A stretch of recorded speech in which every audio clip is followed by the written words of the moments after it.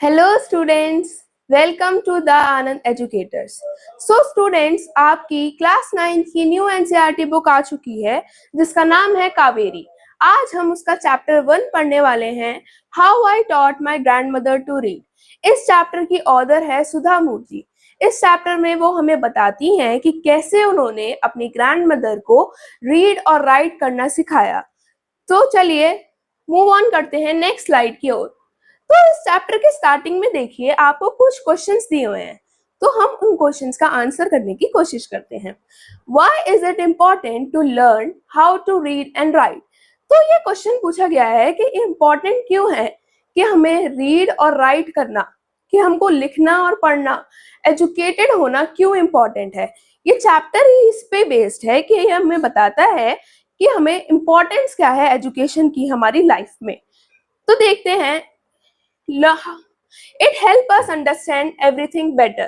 तो अगर हम रीड और राइट करेंगे तो हमको अंडरस्टैंड हम बेटर कर पाएंगे। It help us share our thoughts and ideas clearly, और हम हमारे थॉट्स, हमारे विचार क्लियरली दूसरों को समझा पाएंगे। फिर है, it help us learn new things and grow. और फिर हम क्या सीख पाएंगे? नई चीजें सीख पाएंगे और ग्रो कर पाएंगे। It help us become confident and independent. और हम रीड और राइट करने से आत्मनिर्भर और कॉन्फिडेंट हो जाएंगे। आगे इसमें और क्वेश्चन दिए हुए हैं, which languages do your grandparents और एल्डरली रिलेटिव स्पीक? तो क्वेश्चन ये पूछा गया है कि आपके ग्रैंड पेरेंट्स और आपके जो रिलेटिव्स हैं वो कौन सी लैंग्वेज बोलते हैं। तो आप कुछ भी लिख सकते हैं। इसमें लिखा हुआ है, my grandparents speak Hindi and our mother tongue at home. तो हमारे ग्रैंड पेरेंट्स क्या बोलते हैं? हिंदी, और उनकी कोई मदर टंग, कोई भी मातृभाषा, गुजराती, पंजाबी, मराठी, कुछ भी लिख सकते हैं। How do they spend their time? How do you spend time with them? Question is कि आप अपने ग्रैंड पेरेंट्स के साथ कैसे टाइम स्पेंड करते हैं और वो आपके साथ कैसे टाइम स्पेंड करते हैं। They spend their time praying, reading newspapers, doing house course and gardening. तो हमारे ग्रैंड पेरेंट्स कैसे टाइम स्पेंड करते हैं? वो प्रे करते हैं, न्यूज़पेपर्स रीड करते हैं, हाउस होल्ड कोर्स यानी घर के काम करते हैं, गार्डनिंग कर लेते हैं। तो ये है, I spend time with them by talking, helping them and listening to their stories. और हम उनके साथ कैसे टाइम स्पेंड करते हैं? उनसे बातें करते हैं, वो हमें नई नई स्टोरीज सुनाते हैं। इन सब से हम हमारा टाइम स्पेंड करते हैं उनके साथ।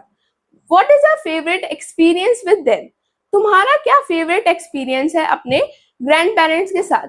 तो आपको वो शेयर करना है। My favourite experience is when my grand mother teaches me good values. मेरा फेवरेट एक्सपीरियंस क्या है? जब मेरी ग्रैंड मदर मुझे क्या बताती हैं? अच्छी गुड वैल्यूज सिखाती हैं, मॉरल वैल्यूज जो हमको वो सिखाते हैं, नई नई चीजें। And tells me stories from her childhood, और वो जब अपने बचपन की स्टोरीज हमें सुनाती है। What is something that the elderly in your family cannot do easily but enjoy watching you do? तो इसमें क्वेश्चन पूछा गया है कि ऐसी कौन सी चीज है जो आपकी फैमिली मेंबर्स, जो आपके ग्रैंड पेरेंट्स हैं, वो नहीं कर सकते पर आपको करते हुए देख उनको खुशी होती है। जैसे आपके ग्रैंड पेरेंट्स कंप्यूटर यूज नहीं कर सकते, मोबाइल यूज नहीं कर सकते, पर अगर आप वो यूज करते हैं तो वो आपको देखकर खुश होते हैं। आप पढ़ाई करते हैं तो वो आपको देखकर खुश होते हैं। तो यही लिखेंगे, they can not use mobile phones और कंप्यूटर्स इजीली। हमारे ग्रैंड पेरेंट्स मोबाइल फोन और कंप्यूटर को इजीली यूज नहीं कर सकते, but they enjoy watching me study, draw and use the computer. पर वो हमको देखकर खुश होते हैं कि हम कंप्यूटर यूज कर रहे हैं या फिर पढ़ाई कर रहे हैं। तो चलिए मूव ऑन करते हैं नेक्स्ट स्लाइड की ओर। इसमें दिया हुआ है, एक क्वेश्चन है हमारे पास, रीड द फॉलोइंग पैसेज। एक पैसेज दिया हुआ है, उसमें कुछ हार्ड वर्ड्स हैं। तो इन हार्ड वर्ड्स की हमको क्या लिखनी है? इनमें से मीनिंग लिखनी है। The casting for the protagonist of our school's annual play was done after a lot of debate। Casting मतलब जो प्रोटैगनिस्ट है, यानी जो मेन कैरेक्टर है स्टोरी का, उसका रोल कौन प्ले करेगा? वो स्कूल के एनुअल प्ले में, मतलब स्कूल में एनुअल फंक्शन हो रहा है, उसका प्ले मतलब एक स्मॉल स्किट हो रही है, तो उसमें कौन प्रोटैगनिस्ट का रोल प्ले करेगा? प्रोटैगनिस्ट मतलब main character. was done after a lot of debate। Debate मतलब डिस्कशन करी उन्होंने कि कौन मेन कैरेक्टर का रोल प्ले करेगा। As many good actors had auditioned for the role। जैसे कि बहुत सारे गुड एक्टर्स आए थे, उन्होंने अपना ऑडिशन, अपना इंटरव्यू दिया था इस रोल के लिए। We have decided to present an episode from an inspirational story, और हमने डिसाइड करा था कि हमें क्या बनाए, एपिसोड, एक इंस्पिरेशनल स्टोरी से एक शॉर्ट स्टोरी बनाए, एक एपिसोड बनाए, a part of the story. It was a life story of a group of children who worked with the community to spread literacy. Community का मतलब क्या है? People living in one particular area, के एक community में जो लोग रह रहे हैं वो। तो हम क्या किसके बारे में ये प्ले करने वाले थे कि importance of education, importance of literacy. Every day we reach school early to practice with concentration. जो students थे वो डेली कहाँ जाते थे? स्कूल जाते थे एनुअल फंक्शन की प्रिपरेशन करने के लिए, कॉन्सेंट्रेशन यानी फोकस के साथ। We waited eagerly for the final presentation, और हमने बहुत ईगरली मतलब उत्सुकता से वेट करा फाइनल प्रेजेंटेशन के लिए। All of us played our roles in a very convincing manner. Convincing means believable, कि हम सब ने अपना रोल बहुत अच्छे तरीके से निभाया। And as a theatre teacher had guided us well, कि जैसा कि हमारे थिएटर टीचर ने हमें सिखाया था, डायरेक्ट किया था। तो इन वर्ड्स की मीनिंग क्या है? प्रोटैगनिस्ट का मीनिंग है main character, debate, discussion, episode means a part of a story, community मतलब जो लोग एक पर्टिकुलर एरिया में रहते हैं, concentration means focus, ईगरली, excitedly, convincing, believable, guided मतलब डायरेक्ट करना, सिखाना कि कैसे कोई काम करना है। चलिए मूव ऑन करते हैं हमारे नेक्स्ट स्लाइड की ओर, जो कि है हमारा चैप्टर। तो हमारा चैप्टर यहाँ से स्टार्ट हो रहा है। When I was around 12, I used to stay in a small village in North Karnataka. इसमें आई कौन है? इसमें आई है सुधा मूर्ति। सुधा मूर्ति हमें बता रही है कि जब मैं 12 ईयर ओल्ड थी तो मैं अपने कहाँ रहती थी? अब नॉर्थ कर्नाटका में रहती थी, अपने दादा दादी के साथ, अपने ग्रैंड पेरेंट्स के साथ। इन those days the transport facilities were not good. उन दिनों में क्या था? जो ट्रांसपोर्ट फैसिलिटीज थी वो अच्छी नहीं थी। So we get the morning newspaper only in the afternoon. तो जो सुबह जो मॉर्निंग में न्यूज़पेपर आता है, इनका न्यूज़पेपर कब आता था? आफ्टरनून में। The weekly magazine would arrive a one day late. Weekly magazine means कोई मैगजीन है, जैसे वो वेडनेसडे को आती है, पर इनके घर वो कब आती थी? थर्सडे को, मतलब one day late. Every morning all of us would wait eagerly for the bus. तो जो बस मैगजीन्स को लेकर आती थी तो ये बहुत ईगरली मतलब उत्सुकता से उस बस का वेट करते थे। दैट बॉट न्यूज़पेपर्स, जो मैगजीन जो बस थी वो न्यूज़पेपर लाती थी, मैगजीन्स लाती थी और लेटर लेकर आती थी। तो ये उस बस का बहुत उत्सुकता से वेट करते थे। At that time a well known writer from Karnataka, Triveni, was loved by many readers. उस समय पे एक बहुत अच्छी राइटर थी, जो कौन थी? त्रिवेणी। वो लोगों को बहुत पसंद आती थी, उनकी मैगजीन में उनका स्टोरी, उनकी पार्ट आता था, मतलब वो एक बहुत अच्छी राइटर थी। She was a wonderful writer, वो एक बहुत अच्छे राइटर थी। Her language was simple, clear and easy to understand. जो त्रिवेणी थी, उनकी जो राइटिंग थी, उनकी लैंग्वेज बहुत सिंपल थी, क्लियर थी और इजी टू अंडरस्टैंड थी। Her stories often explore deep feelings and problems faced by common people. उनकी स्टोरीज में क्या होता था? जो प्रॉब्लम पीपल फेस करते हैं डेली लाइफ में, उस पर बेस्ड होती थी उनकी stories. That is why her books were always so engaging and thoughtful. इसलिए उनकी बुक्स कैसी होती थी? engaging और thoughtful होती थी। Sadly, this talented writer passed away at a very young age. पर ये जो talented writer थी, इनकी डेथ बहुत ही young age में हो गई थी। Even today, many years later, और आज भी बहुत सालों बाद, people still read her novels. लोग अभी भी इनकी क्या पढ़ते हैं? नोवेल्स, इनकी बुक पढ़ते हैं। एंड अप्रिशिएट हर वर्क, और इनके काम की सराहना करते हैं, इनके काम को अप्रिशिएट करते हैं। अब है next slide. One of her novels called Kashi Yatre coming in parts in Kannada magazine called Karmaveer. उनकी त्रिवेणी जी की एक नोवेल है जिसका नाम क्या है, काशी यात्रे, मीन्स काशी की यात्रा। ये काय में आती है, ये आती है कन्नड़ा मैगजीन में। एक कन्नड़ा मैगजीन है, उसमें कन्नड़ा मतलब कन्नड़ा में लैंग्वेज में एक मैगजीन आती है। इसमें ये काशी यात्रे के एक छोटे छोटे पार्ट में यह स्टोरी डेली आती है, कॉल्ड कर्मवीरा। तो ये मैगजीन का नाम है कर्मवीरा, जिसमें ये काशी यात्रे का स्मॉल एपिसोड्स आते हैं। It is a story about an elderly women. ये स्टोरी किसके बारे में है, एक एल्डरली वुमेन मतलब एक ओल्ड वुमेन के बारे में है।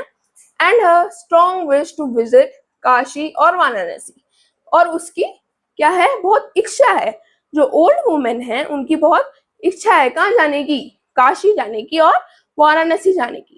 Many Hindus believe that going to Kashi and worshipping Lord Vishwendra is the greatest पुण्य। बहुत सारे हिंदूज ये बिलीव करते हैं कि अगर वो काशी जाएंगे तो उनको बहुत क्या मिलेगा, पुण्य मिलेगा, मतलब अच्छाई मिलेगी, मतलब पुण्य। The old lady in the story long to go there. जो ओल्ड लेडी है जो स्टोरी में है, वो वहां जाने की बहुत इच्छा रखती थी। The novel also spoke about a young orphan girls who falls in love but her family is too poor। ये नोवेल में किसके बारे में है, एक यंग ऑर्फन गर्ल, एक यंग लड़की जिसके मम्मी पापा नहीं है, उनके मम्मी पापा की क्या हो गई है, death.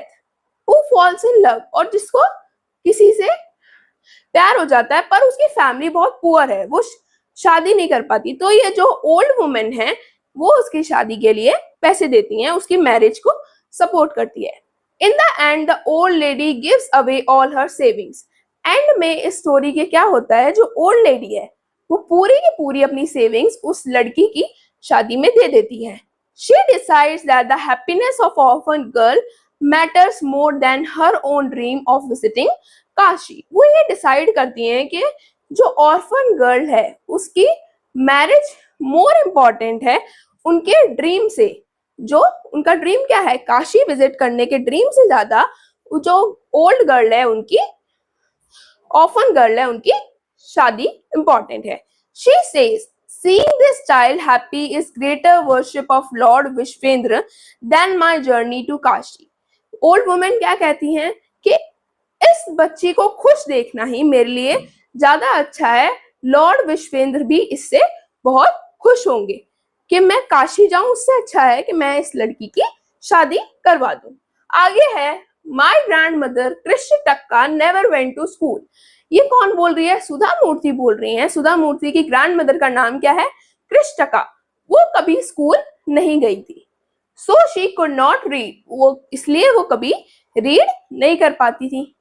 Every Wednesday the magazine would arrive. हर वेंसडे को क्या आती थी, मैगजीन आती थी।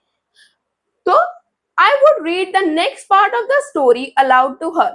तो सुधा मूर्ति क्या करती थी, वो मैगजीन को रीड करके अपनी दादी को सुनाती थी। While I read, she forget all her chores and listen with full attention। सुधा मूर्ति कह रही है जब मैं वो मैगजीन की स्टोरी को रीड करती थी तो जो उसकी दादी थी वो बहुत फोकस के साथ, अटेंशन के साथ अपने सारे काम छोड़कर सुनती थी, फुल अटेंशन के साथ। She enjoyed the story so much। और उसकी दादी स्टोरी को बहुत अच्छे से एंजॉय करती थी। After some time she started remembering the story। और बाद में वो स्टोरी को याद करती रहती थी, वो स्टोरी लर्न करती रहती थी उसकी दादी, जो वो अपनी पोती से सुनती थी। Later she could repeat the whole episode without any mistake। और बाद में वो पूरा एपिसोड दूसरों को बताती थी बिना किसी गलती के। My grandmother also never learned to write। मेरी ग्रैंडमदर को भी लिखना नहीं आता था। But her love for stories and dedication to listening and learning were truly inspiring। उसकी दादी को लिखना नहीं आता था पर उनकी इच्छा जो थी सुनने की और उनकी लगन जो थी क्या करने में, स्टोरी सुनने में, उनको लर्न करने में, वो बहुत ही इंस्पायरिंग थी। She taught me that learning has no age। तो सुधा मूर्ति कहती है कि मेरी दादी ने ही मुझे सिखाया है कि सीखने की कोई उम्र नहीं होती। तो मूव ऑन करते हैं आगे।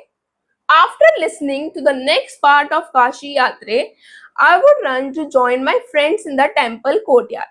पूरी स्टोरी सुनने के बाद उसकी दादी कहाँ चल जाती थी, अपनी फ्रेंड्स के पास जाती थी और वहां पे उनको स्टोरी सुनाती थी। माँ many children came there to play hide and seek and other games, और वहां पर बहुत सारे बच्चे, सुधा मूर्ति भी जब 12 ईयर ओल्ड थी तो वहां पर बहुत सारे बच्चे आते थे, तो सुधा मूर्ति उनके साथ खेलती थी। We would then sit together and talk about the latest episode. फिर जो उसकी दादी थी वो लेटेस्ट एपिसोड के बारे में जो उन्होंने उस मैगजीन में से पढ़ा है उसको अपनी फ्रेंड्स को बताती थी। I never understood why there was so much argument about the story. पर सुधा मूर्ति कहती है कि मेरे को आज तक ये समझ में नहीं आया कि इतना डिस्कशन, इतना आर्ग्यूमेंट क्यों करते थे लोग उस स्टोरी के बाद। One day I went to a wedding in a nearby village with my cousins. एक दिन मैं अपने एक वेडिंग में चली गई अपने कजिन्स के साथ। In those days weddings were big celebration. उन दिनों में वेडिंग में बहुत बड़े बड़े सेलिब्रेशन होते थे। We ate, we children had a wonderful time. हम बच्चों ने वहां पे बहुत अच्छे से अपना टाइम स्पेंड किया। We ate delicious food and played freely. और हमने वहां बहुत सारा क्या खाया, स्वादिष्ट खाना खाया और खेले अच्छे से। All the elders were busy, so we enjoyed our freedom to the fullest. सारे एल्डर्स अपने वर्क में बिजी थे, तो हमने अपनी आजादी को बहुत अच्छे से पूरा करा। I stayed there for a few days, but ended up staying for a whole week. मैं वहां कुछ दिनों के लिए रुकने गई थी, पर मैं पूरे वीक ही वहां पर रुक गई उस वेडिंग में। When I returned home, I saw my grandmother Avva crying. जब मैं घर वापस आई मैंने क्या देखा, मेरी ग्रैंडमदर को कन्नड़ में क्या बोलते हैं, अव्वा, वो क्या कर रही थी, रो रही थी। I was shocked. मैं चौंक गई कि क्या हुआ। I had never seen her so sad before. मैंने उनको इतना उदास पहले कभी नहीं देखा था। I was worried and asked, Avva, is everything all right? मैं बहुत उदास हो गई, फिर मैंने उनसे पूछा कि क्या हो गया आपको दादी। We call her Avva, which means mother in Kannada. अव्वा का मतलब क्या होता है, mother in Kannada. She nodded but did not speak. उन्होंने सिर्फ ना सिर हिलाया और कुछ नहीं बोली। I was confused and forgot about it. मैं कंफ्यूज हो गई और उन सब बातों के बारे में भूल गई। That night after dinner we slept on the open terrace. उस रात को हम कहाँ सोए थे, छत पर सोए थे। It was a warm summer night with bright full moon shining in the sky. तो ये बहुत गर्मियों की रात थी। उस दिन क्या था, फुल मून था in the sky. अव्वा came and sat beside me. अव्वा आई मतलब उसकी दादी उसके पास आई और उसके पास बैठ गई। She gently touched my forehead with her soft hand. उन्होंने प्यार से मेरे फोरहेड, मेरे माथे को प्यार से हाथ लगाया अपने सॉफ्ट हाथों से। I knew she wanted to talk. और मुझे पता था कि उनको कुछ बात करनी है। I asked her, what is the matter? मैंने उनसे पूछा कि क्या बात है, क्या हुआ। अव्वा said, when I was young, I lost my mother. तो अव्वा उसकी दादी उसको बताने लग गई कि जब मैं छोटी थी मेरी मदर की डेथ हो गई थी। No one was there to care for me. मेरा ध्यान रखने के लिए कोई भी नहीं था। My father was always busy and later he married again. मेरे पापा हमेशा बिजी रहते थे और फिर उन्होंने दूसरी शादी कर ली। In those days, girls' education was not important. उन दिनों में जो लड़कियों की एजुकेशन थी वो इम्पोर्टेंट नहीं हुआ करती थी, इसलिए उसकी दादी कभी स्कूल नहीं गई थी।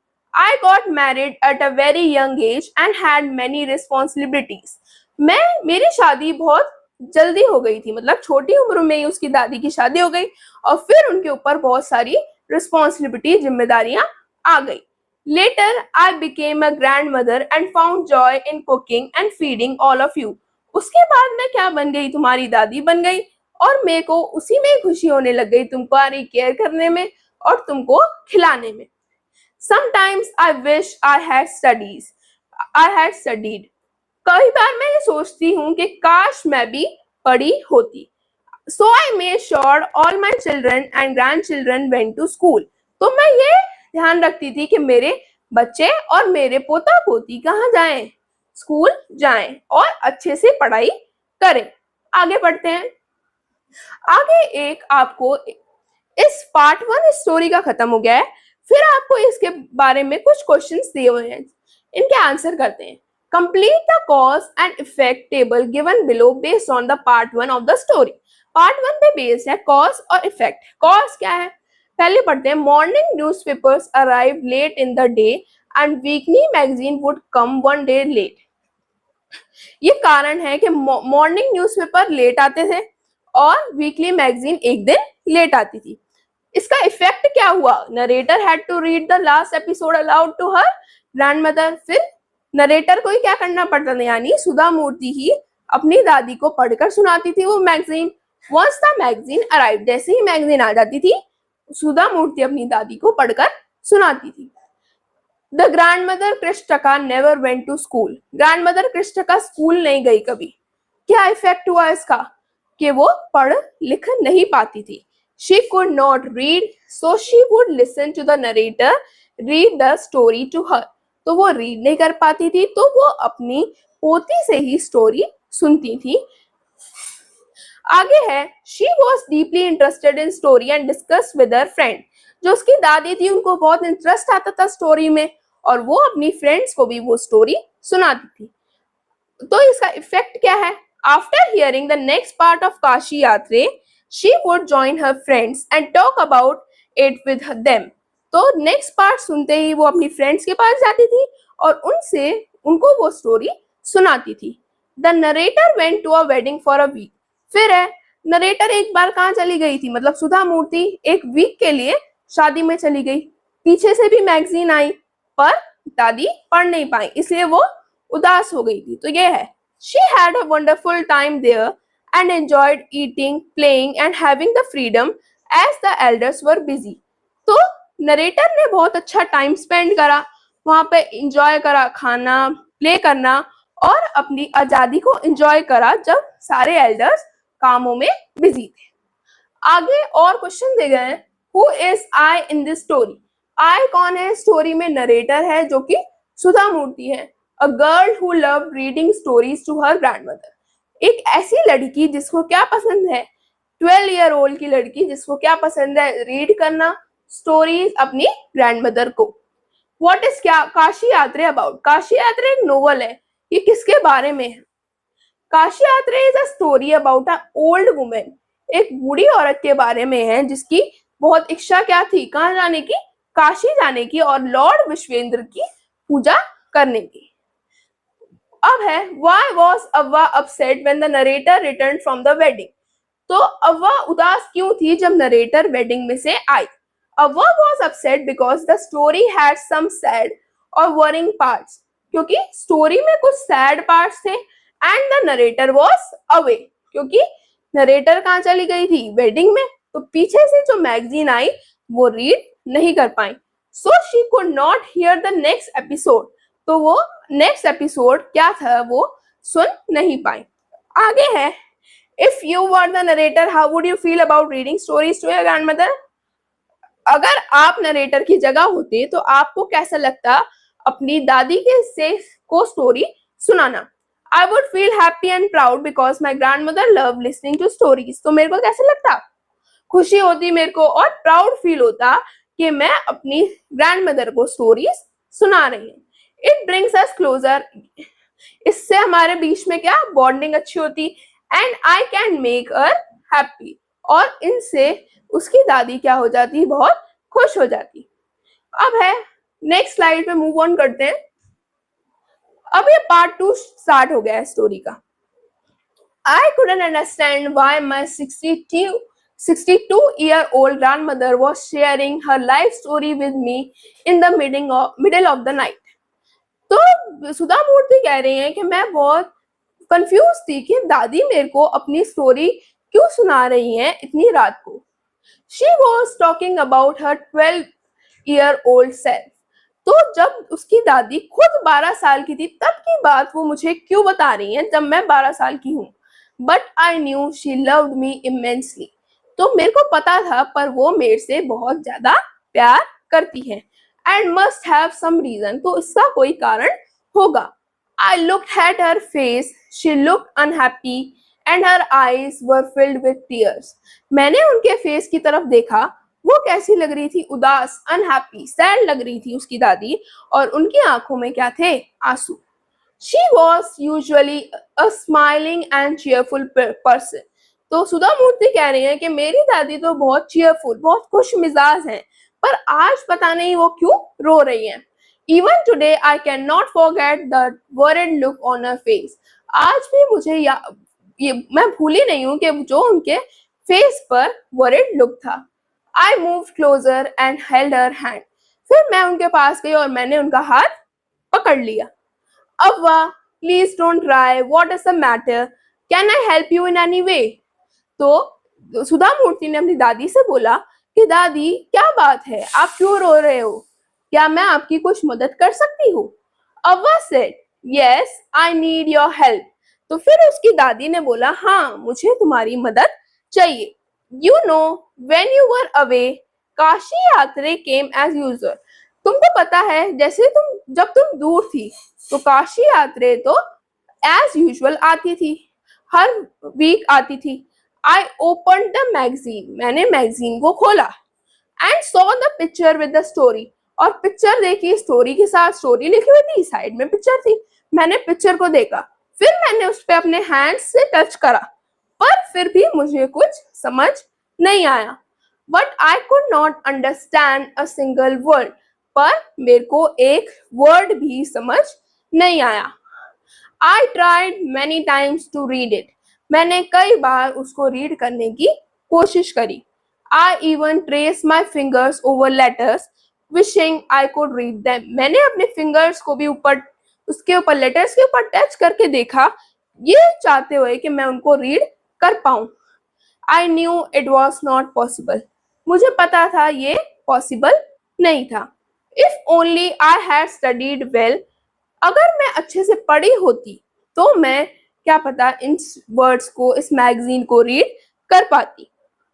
आई waited every day for you to return, मैं हर रोज तुम्हारे आने का वेट करती रही. I thought you would come early and read it for me, मैंने सोचा कि तुम जल्दी आ जाओगी और फिर मेरे लिए ये मैगजीन को रीड करोगी और मुझे नेक्स्ट एपिसोड सुनाओगी. I even thought of asking someone in the village, but I felt shy to do so. मैंने सोचा कि मैं किसी को विलेज में बोलूं, गांव में किसी को बोलूं कि मेरे को यह स्टोरी रीड करके सुनाओ, पर मेरे को ऐसा बोलने में शर्म आ रही थी कि मेरे को रीड करना और पढ़ना नहीं आता. I felt so dependent and helpless. मेरे को बहुत डिपेंडेंट और हेल्पलेस फील हो रहा था. We may have money, but what is the use if we cannot be independent? तो उसकी दादी कह रही है कि हमारे पास बहुत पैसा है, पर उसका क्या फायदा अगर मैं आत्मनिर्भर ही नहीं हूँ. आगे बढ़ते हैं. I did not know what to say, अव्वा continued. तो जो सुधा मूर्ति थी तब छोटी बच्ची थी, सिर्फ 12 साल की थी, तो उसको पता नहीं था कि वो क्या करे. फिर उसकी दादी बोली From tomorrow I want to learn the Kannada alphabet. तो कल से मेरे को तुम कन्नड़ की अल्फाबेट सिखाओगी. I will try my best, मैं अपना बेस्ट ट्राई करूंगी वो अल्फाबेट को सीखने का. I will keep goddess Saraswati with me on Saraswati puja day as the deadline. तो मैं दशहरा पे जो गॉडेस सरस्वती की पूजा होती है उस दिन को क्या रखूंगी, डेडलाइन, मतलब लास्ट डे. तब तक मैं पूरा रीड और राइट करना सीख लूंगी. That day I want to read a whole story by myself. उस दिन सरस्वती पूजा वाले दिन मैं पूरी स्टोरी खुद रीड करना चाहती हूँ. I want to stand on my own feet. मैं अपने पैरों पर खुद खड़ा होना चाहती हूँ. I saw the strong determination in her eyes. Still I smiled and said. मैंने अपनी दादी की आंखों में बहुत चमक देखी, मतलब सीखने की इच्छा देखी. मैंने स्माइल करा और कहा Avva at the age of 62 you want to learn. कि दादी आपको 62 इयर्स की एज में आपको पढ़ना और लिखना क्यों सीखना है. Your here is white, your hands have wrinkles. तुम्हारे बाल क्या है, सफेद हैं, तुम्हारे हाथों पर झुर्रियां हैं, रिंकल्स हैं. यू वियर ग्लासेस, आप चश्मा पहनती हैं. And you work so much in the kitchen, और आप किचन में बहुत सारा काम करती हो, फिर भी आपको क्यों सीखना है लिखना? Avva laugh softly and said, उसकी दादी धीरे से हंसी और बोली, for a good reason, if you are determined you can cross any hurdle, कि आप एक कोई अच्छे काम के लिए आप कुछ करना चाहो तो आप कोई भी मुश्किल को पार कर सकते हो। I may not be as fast as you but I learn, कि मैं तुम्हारी तरह जितनी फास्ट तुम रीड कर लेती हो उतनी फास्ट तो रीड नहीं कर पाऊंगी, पर मैं सीख जाऊंगी धीरे धीरे। Remember, there is no age full limit for learning, याद रखो कि कोई एज लिमिट नहीं होती सीखने के लिए। The next day I began teaching her. तो अगले ही दिन से सुधा मूर्ति ने अपनी दादी को सिखाना शुरू कर दिया। अव्वा was a wonderful learner. उसकी दादी बहुत अच्छी लर्नर थी, वो जल्दी से हर चीज सीख रही थी। The amount of homework she did was amazing. वो बहुत सारा होमवर्क करती थी। She would read, repeat, write and practice every day. वो हर चीज को रीड करती थी, फिर उसको रिपीट करती थी और लिख लिख कर सीखती थी। I was her only teacher. मैं ही उनकी इकलौती टीचर थी। And she was my first and most dedicated student. और मेरी दादी मेरी फर्स्ट और सबसे डेडिकेटेड स्टूडेंट थी। Little did I know then that one day I would become a teacher in computer science. तो सुधा मूर्ति कह रही है कि मेरे को पता था कि एक दिन मैं क्या बनना चाहती थी, एक टीचर बनना चाहती थी कंप्यूटर साइंस में, और बहुत सारे बच्चों को पढ़ाना चाहती थी। The festival of Dussehra came as usual, तो दशहरा का फेस्टिवल एज यूजुअल आया।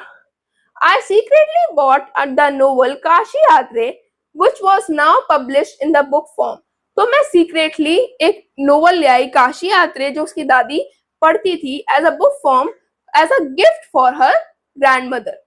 My grandmother called me to her side, मेरी दादी ने मुझे अपने पास बुलाया। आगे पढ़ते हैं। She asked me to come to the prayer room. उसकी दादी ने उसको प्रेयर रूम में बुलाया and made me sit on the small stool, और मेरे को एक छोटे स्टूल पर बिठा दिया। She gave me a piece of lovely fabric as a gift. उन्होंने मेरे को कपड़े का टुकड़ा दिया, फ्रॉक के लिए उन्होंने पीस दिया कि स्टिच करवाने के लिए एक गिफ्ट की तरह। Then she did something that surprised me. फिर उन्होंने कुछ ऐसा करा जिससे मैं चौंक गई। She bent down and touched my feet. फिर उसकी दादी ने झुकी और उसके पैर छुए। I was shocked and pulled my feet back. मैं चौंक गई और मैंने अपने पैर पीछे कर लिए। Elders don't usually touch the feet of children. बड़े जो होते हैं वो छोटे के पैर नहीं छूते, पर उसकी दादी उसके पैर इसलिए छू रही थी क्योंकि वो उसकी टीचर थी। We are taught to touch the feet of God, our elders and our teacher as a sign of respect. तो सुधा मूर्ति कह रही है कि हमको ये सिखाया जाता है कि हम भगवान के पैर छुएं, हमारे एल्डर्स के पैर छुएं और हमारे टीचर्स के पैर छुएं as a sign of respect. But that day the opposite happened, पर उस दिन जो उसकी दादी उससे एल्डर है उसके पैर छू रही थी, उल्टा हो गया उस दिन। It didn't seem right to me, और ये मेरे को बिल्कुल सही नहीं लग रहा था। She smiled and said, I am not touching the feet of my granddaughter. I am touching the feet of my teacher. फिर उसकी दादी ने पैर छूते हुए बोला, मैं अपने ग्रैंडडॉटर अपनी पोती के पैर नहीं छू रही, मैं अपनी टीचर के पैर छू रही हूँ। You have taught me with so much love and patience. तुमने मेरे को बहुत ही पेशेंस और प्यार के साथ मुझे लिखना सिखाया है। That I can now read any book on my own, कि आज मैं कोई भी बुक अपने आप रीड कर सकती हूँ। Now I am independent. अब मैं क्या हो गई हूँ, आत्मनिर्भर हो गई हूँ। That the least I can do is show respect to my teacher, कि मैं कम से कम क्या कर सकती हूँ, अपनी टीचर की तो रिस्पेक्ट कर सकती हूँ उसके पैर छूकर। Does it really matter what a book say about who should respect whom? तो ये क्या फर्क पड़ता है कि हमारी बुक कुछ भी कहे कि किसकी रिस्पेक्ट किसको करनी चाहिए, इसका कोई फर्क नहीं है। I bent down and touched her feet in return. फिर सुधा मूर्ति ने क्या किया, अपनी दादी के पैर छुए बदले में and offered my gift to my first student. और फिर उसने अपनी फर्स्ट स्टूडेंट जो उसकी दादी थी उनको क्या दिया, गिफ्ट, जो वो नोवेल लाई थी काशी यात्रा। She opened it and began reading the title Kashi यात्रा by त्रिवेणी। फिर उन्होंने वो बुक खोली और रीड करने लग गई। जो टाइटल था उस बुक का, Kashi Yatra by Triveni, and the name of the publisher. I realized then that my student had truly graduated with flying colors। फिर मेरे को पता लगा कि मेरे स्टूडेंट ने बहुत अच्छे से अपनी ग्रेजुएशन कर ली है, मतलब वो अच्छे से पास हो गई हैं। तो यहाँ पे हमारी स्टोरी ये फिनिश हो जाती है। आगे आपको कुछ ट्रू फॉल्स दिए हुए हैं आपकी बुक में, तो उसको पढ़ते हैं। State whether the following sentences are true और false. The grandmother wanted to learn the Kannada alphabet to gain independence. जो सुधा मूर्ति की ग्रैंडमदर थी उनको कन्नड़ा अल्फाबेट क्यों सीखना था? इंडिपेंडेंस के लिए, खुद से उनको रीड करना आना चाहिए इसलिए। तो इसका आंसर क्या आएगा? ट्रू, क्योंकि she decided to learn Kannada so that she could read books on her own, जिससे वो अपने आप बुक्स रीड कर पाए and not depend on others, और दूसरों पे निर्भर नहीं रहे। The grandmother asked someone in the village to read Kashi Yatra to her while the narrator was away। तो क्या ग्रैंडमदर ने किसी को विलेज में बोला था कि मेरे को ये बुक रीड करके सुनाओ जब उसकी ग्रैंड डॉटर दूर थी? नहीं, उनको शर्म आती थी। She felt shy to ask anyone in the village to read for her। She waited for the narrator to return। तो इसका आंसर आएगा false। नेक्स्ट है, the grandmother touches the narrator's feet as a sign of respect for her। फिर grandmother ने क्या narrator के पैर छुए थे उनका रिस्पेक्ट करने के लिए? True. She said that the narrator was a teacher, क्योंकि सुधा मूर्ति ही उनकी टीचर थी। She touched her feet to show gratitude and respect। इसलिए उन्होंने उसके पैर छुए उनके लिए, उनको रिस्पेक्ट शो करने के लिए। The narrator gave a gift to her grandmother after the conversation। फिर क्या सुधा मूर्ति ने अपनी ग्रैंडमदर को गिफ्ट दिया? हाँ, उन्होंने वो नोवेल उनको गिफ्ट दी थी। तो आंसर आएगा true. The narrator returned her greeting and gave the gift to her first student। तो नरेटर ने अपनी ग्रैंडमदर को गिफ्ट दिया। तो अब नेक्स्ट है, हम पढ़ेंगे आगे इस चैप्टर का कैरेक्टर स्केच। कि ये बहुत क्वेश्चन आता है हमारे एग्जाम में कि कैरेक्टर स्केच बताओ कि जो जो कैरेक्टर्स हैं हमारी स्टोरी में उनके बारे में बताओ। तो फर्स्ट कैरेक्टर है ग्रैंड डॉटर, जो कि है सुधा मूर्ति, जो नरेटर है, उनके बारे में वो कैसी थी उनके बारे में हमको लिखना है। तो grand daughter who narrates the story, यही है नरेटर है स्टोरी की। She is loving, patient, responsible and determined. तो जो सुधा मूर्ति है वो बहुत ही लविंग है, अपनी दादी से बहुत प्यार करती है, पेशेंट है, रिस्पॉन्सिबल है, जिम्मेदार है, और डिटरमाइंड है। She wants her grandmother to learn to read. वो चाहती हैं कि अपनी दादी को वो सिखाएं लिखना और पढ़ना, वो सिखाना चाहती हैं अपनी दादी को। Teaches her with affection and uses simple creative method. तो सुधा मूर्ति अपनी दादी को बहुत प्यार से सिखाती हैं और क्रिएटिव और सिंपल मेथड उनको सिखाती हैं पढ़ने के लिए। अब है shares a deep bond of love and respect with her grandmother. और सुधा मूर्ति का बहुत अच्छा रिश्ता है अपनी दादी के साथ, प्यार का और रिस्पेक्ट है। वो अपनी दादी को बहुत रिस्पेक्ट करती हैं और उनसे बहुत प्यार करती हैं। तो ये कैरेक्टर स्केच हो गया सुधा मूर्ति का। अब दादी, ग्रैंडमदर, ग्रैंडमदर का क्या नाम है? कृष्णका। कृष्णका का ये है character sketch. Krishnakka was an illiterate women. वो एजुकेटेड नहीं थी, पढ़ी लिखी नहीं थी। She had a strong desire to learn how to read. उनमें बहुत इच्छा थी, स्ट्रॉन्ग इच्छा थी कि वो कैसे पढ़े, पढ़ने की बहुत इच्छा थी। She was very hard working, sincere and patient. वो बहुत ही हार्ड वर्किंग थी, वो किचन में भी वर्क करती थी और साथ में वो पढ़ना और लिखना भी सीख रही थी। तो वो बहुत हार्ड वर्किंग थी, सिंसियर थी और बहुत ही पेशेंट थी। She shows great interest and enthusiasm in learning. और वो बहुत ही इंटरेस्ट, उत्सुकता दिखाती हैं सीखने में, रीड और राइट करने में। तो वो बहुत ही एंथुसियास्टिक हैं। Her innocence and determination inspire the narrator.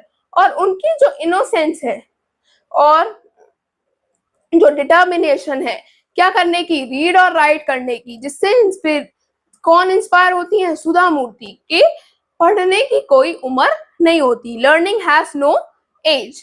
तो इसी के साथ हमारा ये चैप्टर फिनिश होता है। फिर इसके बाद है theme of the chapter. Theme क्या है चैप्टर का? The chapter highlights the strong bond between the narrator and her grandmother. इस चैप्टर का ये थीम है कि इस चैप्टर में स्ट्रॉन्ग बॉन्ड दिखाया गया है दादी और पोती के बीच। It shows the power of love. इसमें इस चैप्टर में पावर ऑफ लव, पेशेंस और dedication in teaching and learning, तो लव, पेशेंस और पढ़ने की इच्छा के बारे में दिखाया गया है। It also reflects the value of stories and reading in connecting people and inspiring them. और ये वो भी सिखाती है कि स्टोरीज की क्या वैल्यू है, क्या इंपॉर्टेंस है, जिससे लोग स्टोरी से कैसे कनेक्ट करते हैं और स्टोरीज से कैसे इंस्पिरेशन लेते हैं। तो ये थीम ऑफ द चैप्टर है। ऐसा भी क्वेश्चन आता है एग्जाम में कि what is the theme of the chapter, how I taught my grandmother to read, तो आपको ये लिखना होगा उसमें। फिर है ये चैप्टर हमें क्या मैसेज देता है, क्या मैसेज देता है? Education is not limited by age, कि लर्निंग की कोई एज नहीं है, कि आप ओल्ड हो गए हो तो आप लर्न और रीड करना नहीं सीख सकते। ये चैप्टर हमें सिखाता है with love and patience even the most difficult things can be achieve. प्यार और पेशेंस के साथ जो सबसे डिफिकल्ट चीजें हैं वो भी हम अचीव कर सकते हैं। Stories have the power to inspire, connect and teach the valuable lesson. जो स्टोरीज हैं उनमें बहुत पावर है क्या करने की, इंस्पायर करने की, टीच करने की और अच्छी बातें सिखाने की।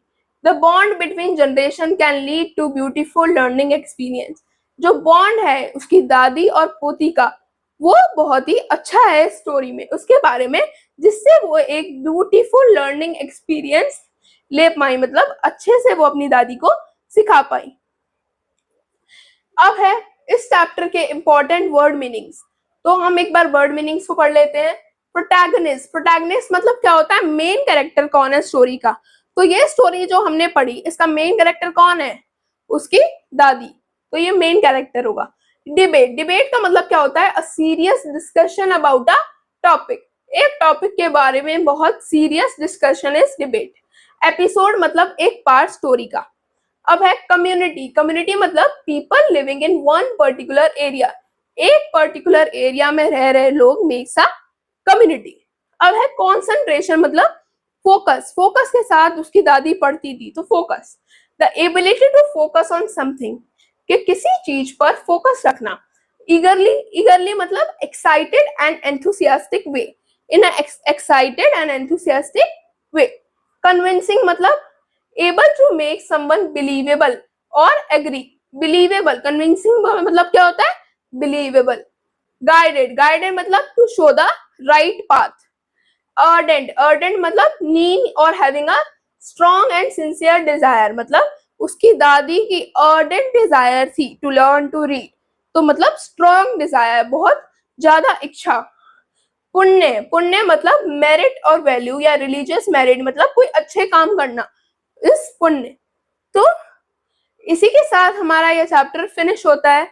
तो अगर आपको ये चैप्टर अच्छा लगा हो और वीडियो ये अच्छी लगी हो तो please like, share and subscribe the channel. Thank you so much for watching.